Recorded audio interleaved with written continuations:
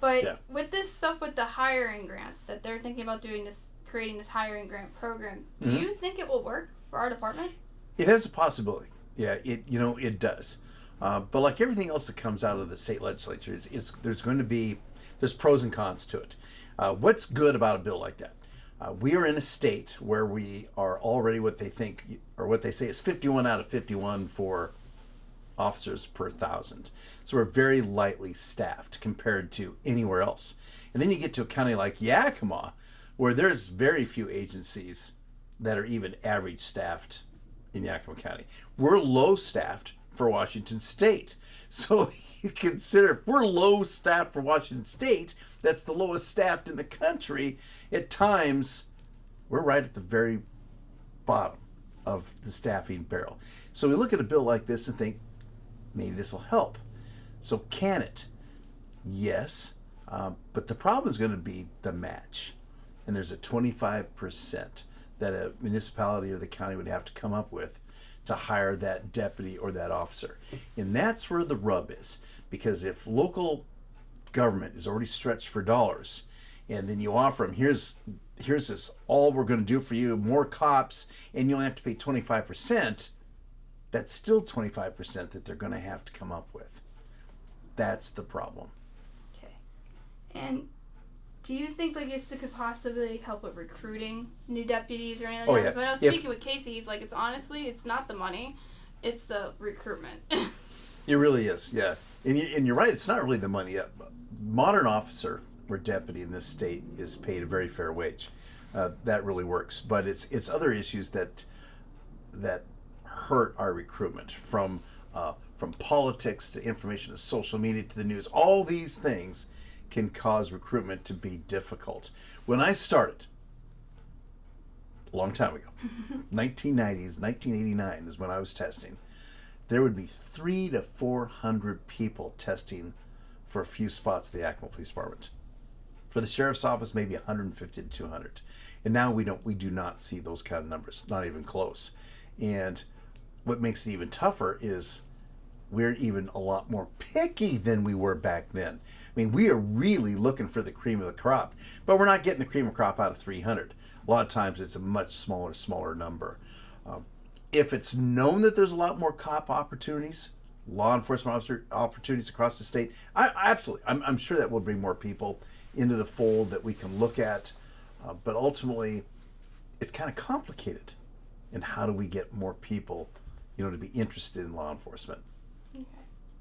That does make sense, because it's the struggle of they have to be interested. If they're not interested, they're not going to join it. Absolutely. And the state sends out mixed messages. On one hand, you have this bill that says, we would like to fund 3/4 of your cops.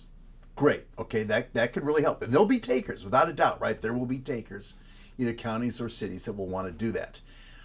On the flip side, there's also more bills that want to hold police officers and deputies more and more accountable all the time, to the point where if you're not in law enforcement and you're thinking, wait a minute, why do I want to be a cop? I don't want to be the next YouTube star. I don't want to find myself, hung up in court for years over a decision I had to make in a second and a half. It makes it really hard to get people in. So on one hand, yeah, you guys need more cops. On the other hand, let's make it so that the average young person says, I don't want any part of that. I don't want to be in trouble for trying to do the right thing. So it's hard. The state is a tough place. Yeah, because that's Casey was also saying that in our emails. He was saying like it's like the state kind of demonizes. It's kind of hard to get people when you got your governor, your legislator, you got your attorney general, all demonizing cops. Absolutely. So it's hard to try to recruit anyone when they don't want. They're seeing that they're making them look. The state doesn't really get behind them. Exactly. And the irony of that is that in my career, I've watched policing transform itself generally through the generations like you cannot believe. The modern law enforcement officer is so stinking professional. It's just crazy what they do. The training's off the chart, what we do these days, who we hire, right? All these things have caused the modern law enforcement officer, him and her, to do overall a great job. They're here for the right reason.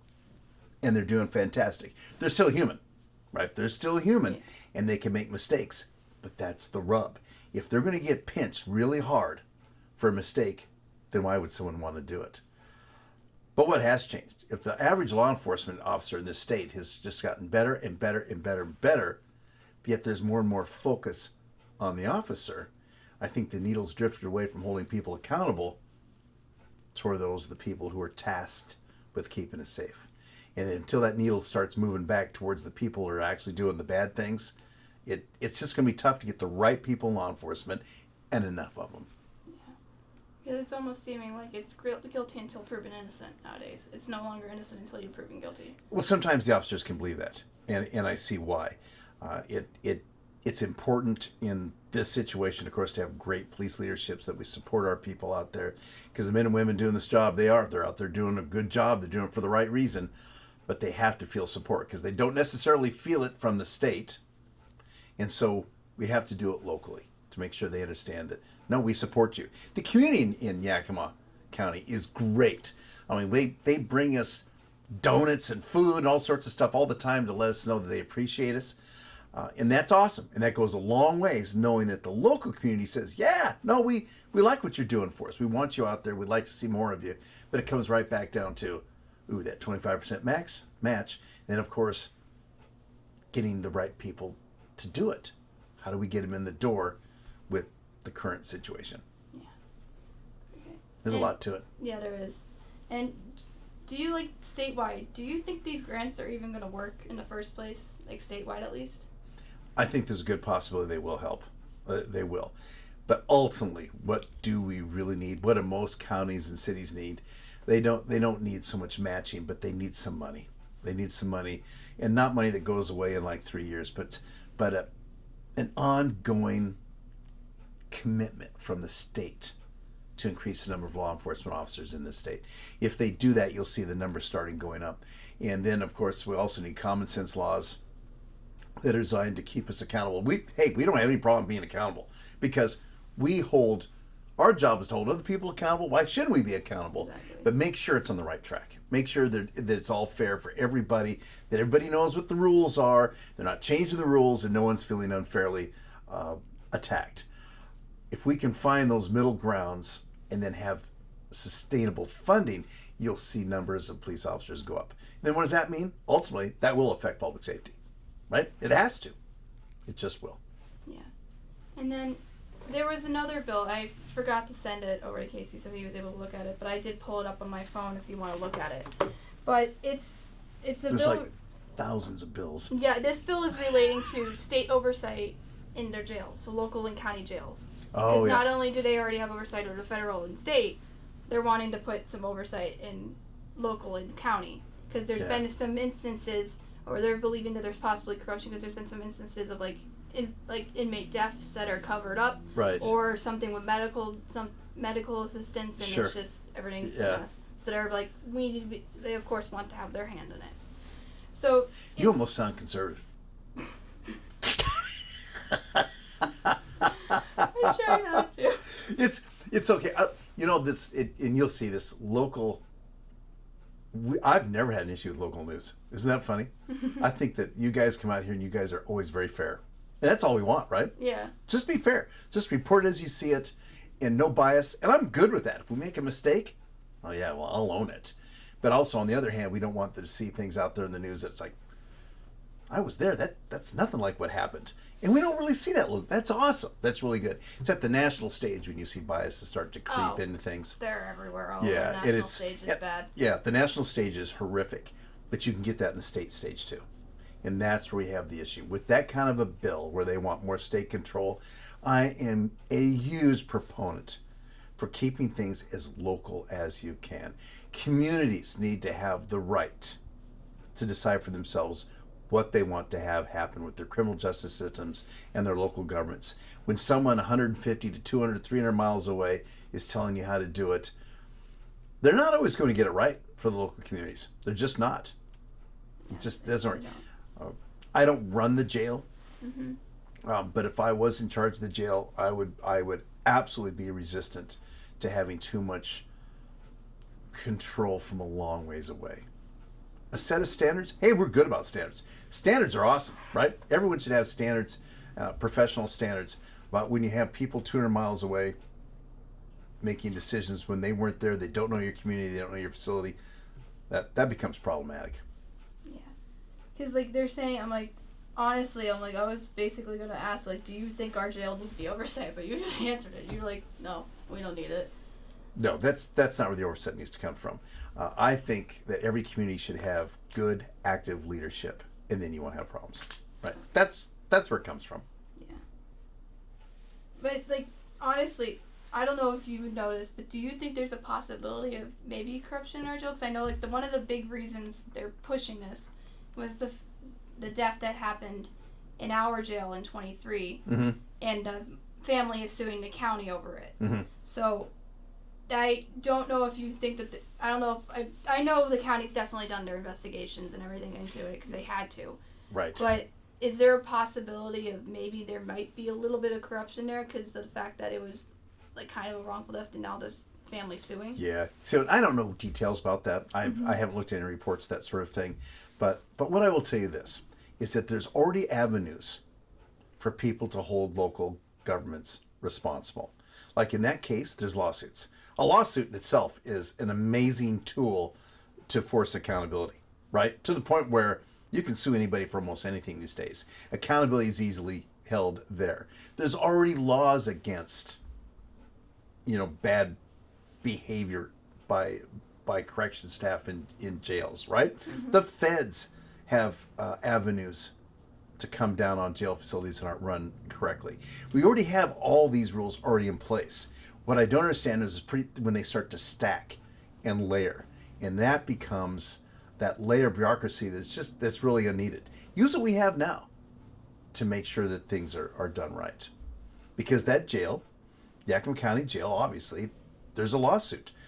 Will that examine and lay bare that incident? It will, right? If it was done right, or if there are issues that should have been done different, we'll all know. You can't. A state agency isn't going to change that.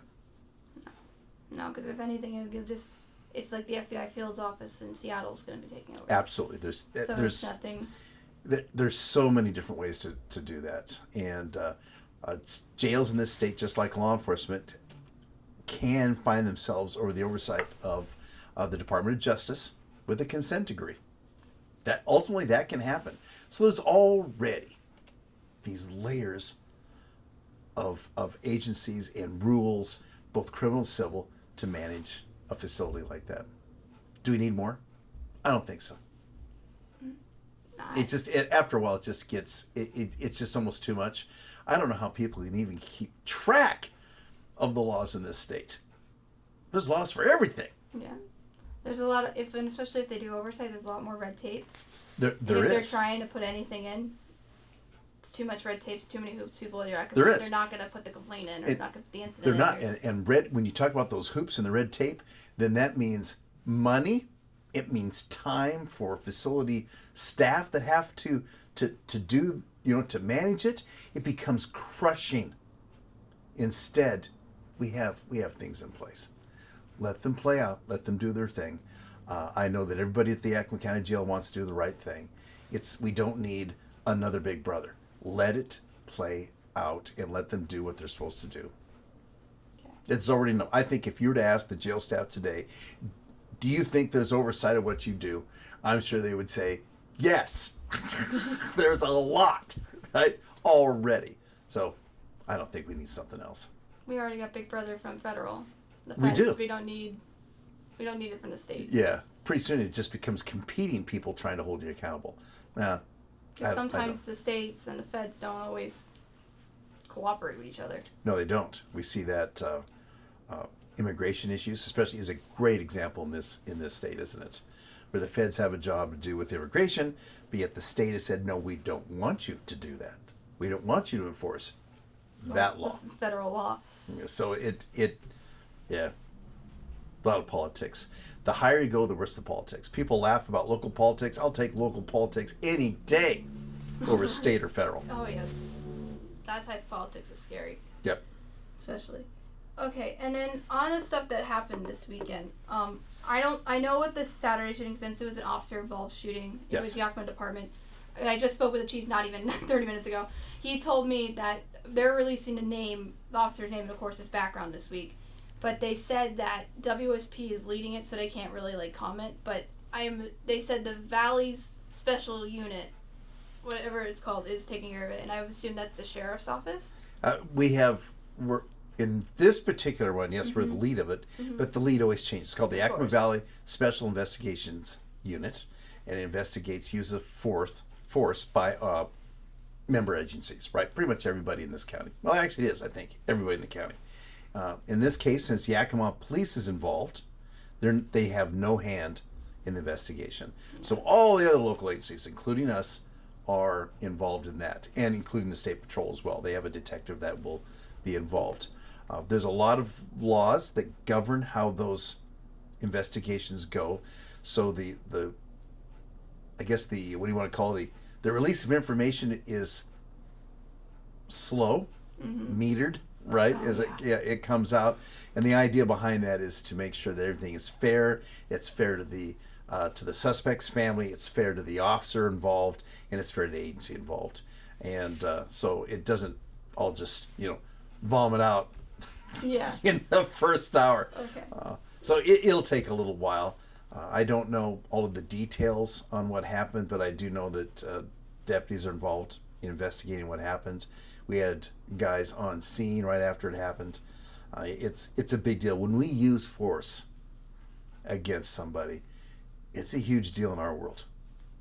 It's like it's the Super Bowl of investigations. It's examined inside and out. Yeah. It reminds me of what, because I watched way too many crime shows as a kid, but it reminds me of basically, the Special Investigations Unit reminds me of Internal Affairs. Yeah. That's what they call it on the TV shows, because they just call it IA. But and we still do. Yeah, we have an IA. Yeah, and it is. And I've never been involved in that. I've never had to use that level of force against anybody. But the guys and gals that have, it's not fun. It is a brutal experience, and they can be 100% in the right. That they are just spot on. Everything they did, it was fantastic, and still the level of stress is amazing. And it's not just the taking of someone's life. After that, can you imagine that? That's got to be unbelievable right there, right? That's got this huge weight. But then they have to deal with the administrative investigation, the IA that's internal. Then they have to look at the criminal law, how it's applied, and the criminal investigation. And that can take months, if not longer. It's a huge process. Yeah, because I believe the one that was the Toppenish involved shooting, I think from last year, we got the final press release 2 weeks ago. And we kept getting no updates at this time, no updates at this time. I'm like, if you have no updates, just say you're done. Because if you've got no more updates, what do you send a press release for? Are you talking about the Toppenish officer that shot that guy? There was a Toppenish officer involved shooting him last year. Yeah, and I think there was a tribal officer there as well, but he didn't shoot. And I know very little about that. I'm not even sure did the SIU investigate that? I don't know, but WSP was in charge of it. I wonder if sending out press releases. So just like this one, they're sending out the press releases. Yeah. What we'll do is we'll utilize it because it's a joint investigation. Mm-hmm. And I know that we had one of our administrators that was there early and stayed late. So there's a lot to it. Yeah. And from what the YPD put out, because they of course have to put a press release out for the fact that it was not only officer involved shooting, but it was a shooting itself. Right. That it seemed that the officer, what he did he did everything correctly. Mm-hmm. That they of course confronted him, and he of course drew his gun at them. So at that point, you can't use a taser. Taser versus gun is not going to win. No. So you have to draw your weapon. So the officer did what he was supposed to, and if the suspect started shooting, then of course officers have the right to shoot back of the fact that it's for safety, public safety, and the person in their life. Yeah, that's exactly how it works. And what's normal about that is that whole sequence of events that you just told me happen much faster than it takes to say it. Exactly. And so here's an officer or a deputy that has to decide whether to use deadly force within a second or 2 seconds. It's that fast. But yet here's a decision made in 2 seconds that will be examined for months and even years. That's tough. That's really tough. And every officer and deputy out there believes that they will never be in a shooting.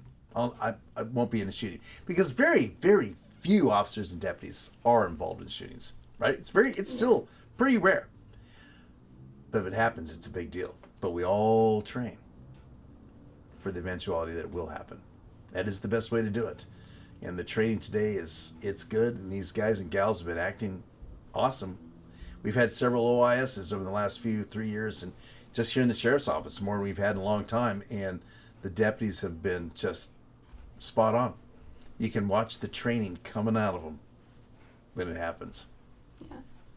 Because, cops' jobs is very high stressful. They literally make a show on Reels now that's called, it used to be Live PD on A&E, but then it's called On Patrol Live, and it literally shows you what the cops go through. And it's like, you start to feel for the cops, because like some of the times you're like, really? They have to deal with this, but they have to. And then some are like active shooting or something, like they're legit stressful situations, and like you're like, you feel for them. Oh, yeah. Because it's... Yeah. You're like, oh, this, you don't think about it, but it actually does happen all the time. And it's even more or average, I guess, or more numerous times is the officers and deputies that don't use force when they could have. And that is almost as stressful, that they didn't shoot, but then they wonder later, should I have? I didn't shoot, but what if the suspect killed my partner? I mean, it is it's some wild stuff out there, and it's really cool when we're able to take people of the community or reporters and run them through some of our training, and it is eye-opening to say the least. They're like, oh my gosh, because we train for those things. Yeah, we train for those split-second decisions, and you just hope that you always get it right. Exactly, because no matter what, it's always going to be questioned, but it sure is. Always have that what if. But the one thing that just absolutely gripes me, and I think every single law enforcement officer across this country feels the exact same way, but a situation like that happens, they always look at the officer. But who started it? Whose decision created all of those events? It's almost always the suspect. And that kind of gets whitewashed. Yeah. It gets hidden by everything else. Yeah, that's okay. Sucks. The guys and gals out there still telling me that it's a fun job. It is a fun job. It's great. If you like people, it's an outstanding job. Yeah. Every now and then it's fun. And then there's always the bad, but yeah, it's more fun than bad. Well, it's still a job, right? Some jobs. Yeah. It's just in our job, sometimes the bad is extreme violence. Yeah. And that's really tough because we don't like that. Yeah. And I find that we are lucky enough that we have, at least so far, knock on wood, we haven't had like any school shootings yet, or any. No. We've had, of course, there's been the lockdowns and stuff. No. Because there's always going to be a lockdown. You know, that's the big deal too, and I hope I love in March. Let's do a story on that radio. The radio system, and that'd be a several minute story for you. But we're using some really obsolete systems, and what we want the taxpayers to do, the voters to say, yeah, we'll help you pay for a new system, because that's when you have the school shootings and those big incidents. That's when a modern system will help. What we have now, ouch, it'd be ugly. Yeah, it would be ugly. It'd be because no one wants anything like Uvalde to ever happen again. No, Sandy you don't. Hook, never want that. Yep. And you're right, Uvalde did have a lot of communication issues. Everyone was like, you're the Texas Rangers. You're in Texas. What are you doing? Yeah. It's wild stuff. So that'd be a great story. We'd appreciate that, to get that, to help get it out, to talk about it. There's lots of good B-roll out there of some of our crappy stuff. I have to take you someplace where you can look at an old radio repeater with the wires hanging out of it and a mouse nest on top and everything else. Yeah. Yeah, because I know my coworker Nisha, she just did the story on about the radios trying to push it, and we had the vote and stuff like that. People were like, we don't want to pay, but I'm like, y'all, if you can compare this to something like Uvalde, or anything that's like big, like what happened in New Orleans on New Year's. Oh yeah. We need that equipment. Yeah, you do. And every time there's a major incident like that, here or someplace else, communications is always one of the issues. Yeah. And if you know communications is going to be tough anyway, and then you go into a situation you don't even have radios that work most of the time, that's horrible. I think the voters will go for it. They should. Most of the counties across the state have already approved it. So if you head over to Seattle to watch a football game, They got it. you're going to be paying for their radio systems all along the way. You stop to buy a coffee, you're paying it. You know, and it's not a huge amount, but it adds up. You know, and it'll work. So we'll talk more about that. But Yeah, definitely. it's a good deal. Mm-hmm. And then for the standoff we had, that was also Yes. I think in the At Walmart Walmart? parking lot. Yeah. Also on Saturday. Do you have any updates on that? Because I know there was the fact that the driver, he did get out and he surrendered. He did. But yes. SWAT was involved. So that includes Sheriff's Office, Yes. YPD, and everything. Because he just wasn't leaving his semi. And I'm like, dude, He you're in a did semi. not want to leave his semi, right? But in the end, he realized that it was his best interest to leave, so he did, and I'm glad he did. So no use of force was required. I don't know anything. I don't know the details about all that. Mm-hmm. I just know that it's, the vast majority of time when SWAT shows up at a scene like that, it ends peacefully. That is the goal. That's why we do the SWAT thing. With all the equipment and the training, all that kind of stuff, to avoid something bad going or happening. And it did. It takes time. When you're a patrol deputy or a patrol officer, you get a little frustrated because SWAT takes time. Takes a minute. It does. It takes a minute. But the whole idea is a peaceful resolution. And once again, it happened. It's more likely for a patrol officer or deputy to be involved in deadly use of force than a SWAT guy. Yeah. Once they see SWAT, they're like, oh no. Exactly. They know they're screwed. Right, sure. They got all the equipment, the training, all that kind of stuff. And then they have time on their side. It works for them. Like that guy in that truck. Nope. The goal was to get him out of there unharmed. There you go. And it worked. Yes. But it takes time. It does. So all the TV cameras show up and people are out there, right? It's just... Yeah. The thing is, it happened like at 10:30 in the morning, and all of us were... Oh, yeah, everyone's there. Either already out doing things, or we weren't even notice. It's prime news time, right? Everyone gets there and gets to get their own video and all that. Yeah. So the SWAT team is a big deal for us, and it's getting better. We're getting more and more people on it. Very, very good. We have a brand new vehicle that showed up last week. That we'll have an unveiling of that here pretty soon. Yeah, that'll be the new Bearcat. Once we get some graphics on it, we'll roll it out when we put it into service. Brand new armored vehicle. Yeah, that'll be nice. Yeah, you guys are pretty excited about it already, as you can imagine. I mean, it's like a new toy. It is like They'll a want new to go toy. out and drive around in it. Yeah. It's like a new toy. It literally is a new toy for Yeah. them to play with. There's no more buttons to press, and it's like, ooh, what does this do? Oh yeah, it's pretty cool inside. Oh, there's all sorts of buttons and stuff. Yeah, it's a you're very. like, ooh. Yeah, they're funny. All right. And then is there, besides everything we went over, is there anything else you'd like to tell the public, at least about either the bill with the hiring grants, the state wanting to look over the jails, or any incidents that happened this weekend? I think we've covered it all. One thing that, and I did mention this, is that we are fortunate in this county, and despite our lack of maybe a good radio system, and there's not enough of us, we have the support of the community to do this job, and that's awesome. That really is. I know I have peers that work in other communities where they don't have that, and it makes it tougher. That's for sure. So we got that going for us. Yeah, you do. All right. Well, thank you. Absolutely.